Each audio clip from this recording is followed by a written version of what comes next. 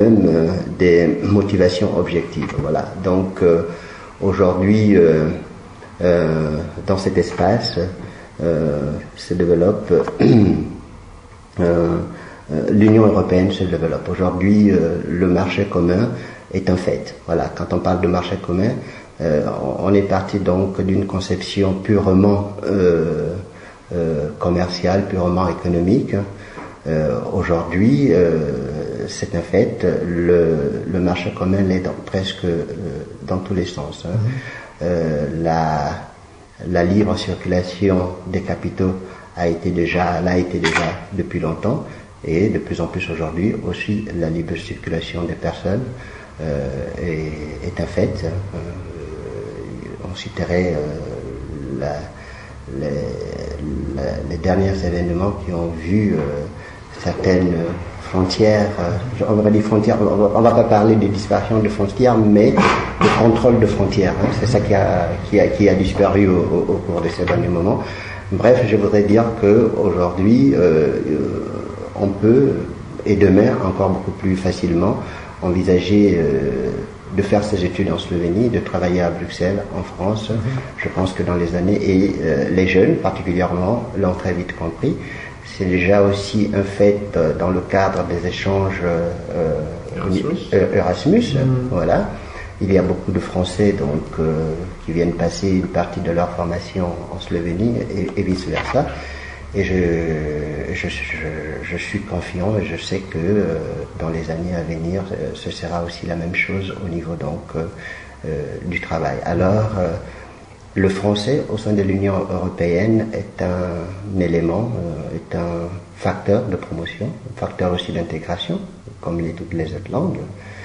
Et je crois que le contexte européen a contribué, du moins en Slovénie, à soulever encore l'intérêt des jeunes, particulièrement pour cette langue. Mais pas simplement des jeunes, mais y compris aussi des fonctionnaires et hauts fonctionnaires, voilà, qui ont l'ambition de faire carrière, une carrière internationale ou européenne. Voilà. Je ne sais pas si mon avis... Je peux demander... est-ce qu'on peut dire alors qu'on peut se débrouiller en Slovénie si on ne sache pas parler oui, si on ne sait pas parler français, slovène, si on connaît juste les langues étrangères, parce que les Slovènes, on pense qu'on est très fort en langue étrangère. Je dirais que le français sera peut-être la langue qui fera la différence. Tout le monde parle anglais en Slovénie. L'allemand est assez bien diffusé également en Slovénie. Oui. Mais il y a un manque de francophones dans différents domaines, juridiques et autres. Oui. Et le français sera toujours un atout. Absolument. Les institutions slovènes, les entreprises slovènes sont à la recherche de francophones et elles ont du mal à les trouver. Et parmi les gens qui quand même parlent le français, à votre avis, quel est le niveau de la langue?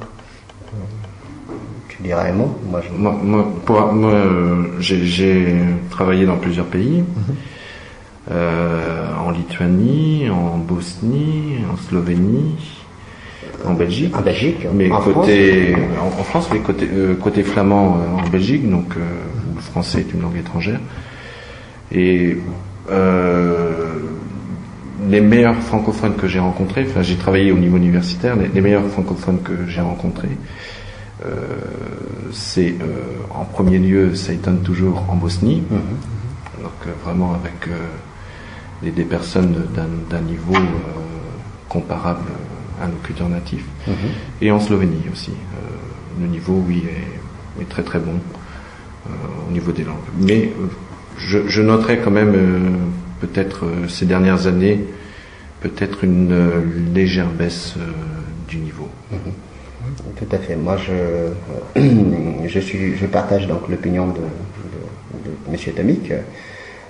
J'ajouterais simplement par le fait aussi que j'ai passé un peu plus de temps ici, que j'ai quand même un regard qui va un peu au-delà, c'est-à-dire que c'est quand même assez amusant. Il faut d'abord dire revenir sur le fait que les Slovènes, effectivement, les Slovènes n'ont pas les difficultés que connaissent d'autres nations à apprendre les langues étrangères, et que en Slovénie, on parle assez l'anglais, et vraiment le français fait la différence. Et quand on parle sur ce point, j'ajoute souvent que parler l'anglais ne soulève pas